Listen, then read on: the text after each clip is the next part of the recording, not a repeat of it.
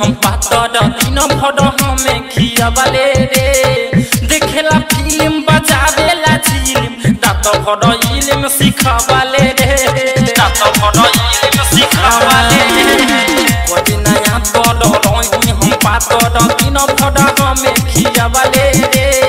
देखेला फिल्म बजावेला झिलिम दात भर इल्म सिखावले रे घर में घुस लागेला सब भोला गद भेड़ तो रोज खात पानी डाधा उगे केरा देखिया पचड़ता केरा तो रोज खात पानी सैया जी के केरा देखिया पचड़ता केरा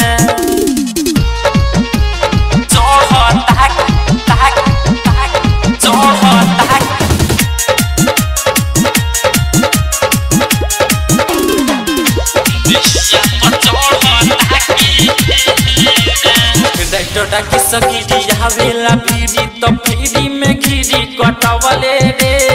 पूछेला हाल हमें पाना लाल जवानी के छानी धरवले रे जवानी के छानी धरवले अवधती सोडा आवेला भीड़ी तो फ्री में घिरी कटवले रे पूछेला हाल हमें पाना लाल जवानी के छानी धरवले रे नीतिश देवादा मजाक में बोलावेला ढेर तो रोज खात पानी डाधा उगे केरा देखिया पचड़ता केरा तो सुनो खात पानी सैया